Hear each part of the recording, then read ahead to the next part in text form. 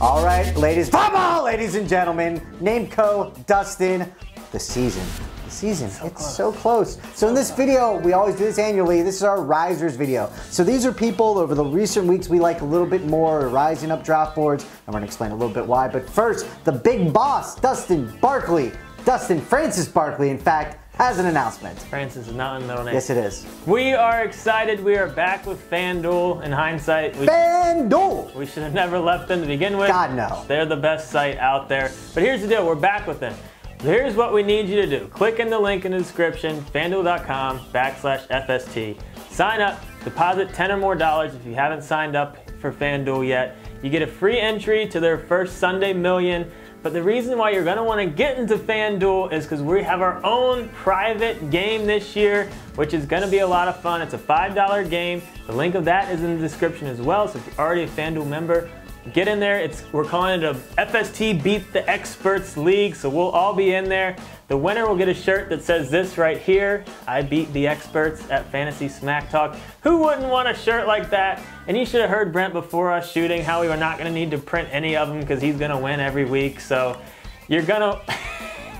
I didn't say that, but Dustin knows me pretty well. I'm pretty good if you've watched my videos. You're going to want to get in there so you can beat that guy, and we'll announce the winner each week.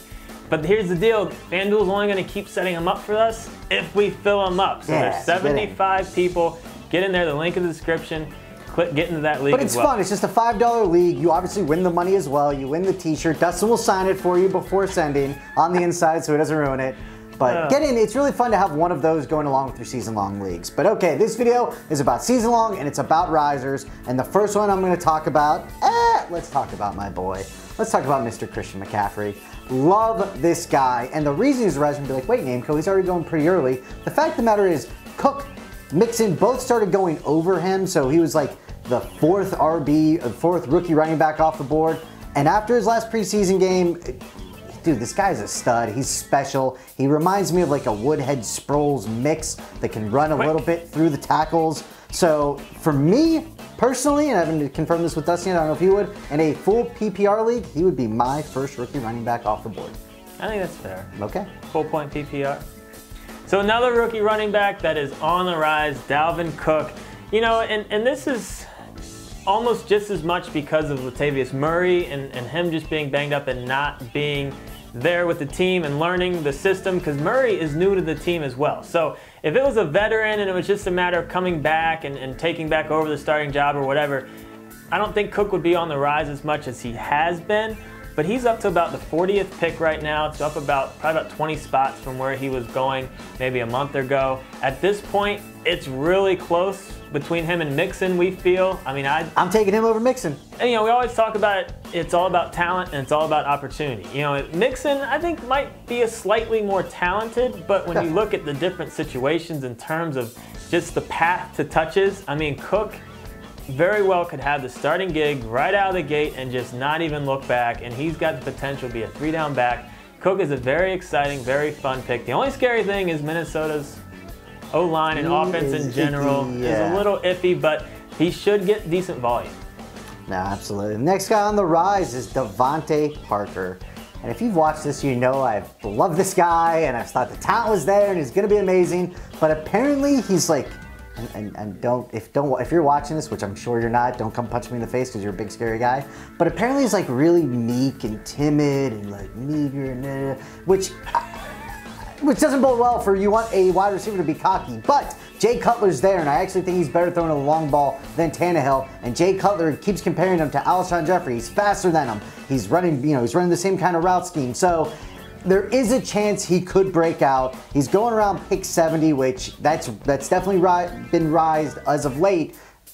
We like him there. I wouldn't go much crazier than that because of his history, but there is something there with Parker yet again for the third year in a row. Third-year receiver. Some of the catches he makes. No, his talent is unquestionable. He's very talented. Like he's interesting. Let's not go crazy. He's made some pretty good catches. No three-finger crazy. Let's not go. Yeah. Do you remember our ultimate wide receiver? Whose hands was it of anyone we could pick? Of course, it's not gonna be Devante Parker. Well, yeah, but he's not that close. I'm just saying. If Beckham's got the best hands we said ever. I'm just saying he makes some highlight reel catches. Not every day. Dustin got him in the auction league, so he thinks he's the greatest player ever. Now, let's be honest. That's not true. He wants his whole video to be all his. This could be his year. Thomas Rawls is next. Now here's a guy. People, I think we talked about it, early. This was probably 6 weeks ago, where we don't forget about Rawls. Like, he's still a legit running back. He had an amazing rookie year. Last year he was banged up, and who's in front of him? They got Lacey. So I mean, it's not that scary. So Rawls is someone that you definitely need to at least get on your draft boards now. He's a great last round pick. Flyer. Yeah, he's a flyer. So he's moving up. He's going up to about the 135th pick right now. Lacey's falling down to the 90th. So it's just one of those things. We think Rawls could easily still be the guy. We were talking about having odds on like who's going to win the starting job. I mean, I think it's almost at this point a coin flip that Rawls could end up being the running back to own for the Seahawks. And if you can get that with the 135th pick and he stays healthy, I mean, that's going to be the key. So we really like Rawls as a late round flyer at this point. The next guy I'm going to talk about, you're going to be like, Namco, he's like going early third. Why are you talking about him? But that's Doug Baldwin. And the reason we're talking about him is he's not getting the respect he deserves. The last 2 years, he's been fantastic. He catches the ball, he gets yards, gets touchdowns. Very realistically, 90 catches, 1,000 yards, and double-digit touchdowns could be in the realm of possibility for him. I don't think that's outlandish by any means. And the fact of the matter is, if you go Le'Veon or Johnson with 1 or 2, and you have to go all the way back and through the snake draft, if Baldwin's there, he is a fantastic wide receiver 1, in our opinion, to go ahead and grab. Personally, I'm taking him ahead of Hilton. I'm taking him ahead of Cooks right now. Woo-hoo. That's right. Now, Cooks, I love the upside. I wouldn't take him over Cooks, but well, Baldwin, why is that? Because Dustin bought Cooks in the auction. You gotta get past just kind of the stigma that he's just an okay receiver. He's really good. Exactly. He's a really good receiver, and he's done it enough years now. Because what do you have, like 15 touchdowns 2 years ago? Yeah, I think it was everyone was like fluke, and his touchdowns were down a little bit. It went down to like 9, but he had like 94 catches or something insane. It was still an amazing year. So no, he's a stud. Check out our other videos, subscribe to our channel, and click on the links. Sign up for FanDuel. We need some love. That helps get us some funds to keep this channel going. And if you have any questions, post them. We'll go ahead and respond to those. Keep your questions, who you think risers are, etc. We're doing a followers video too, so check that one out.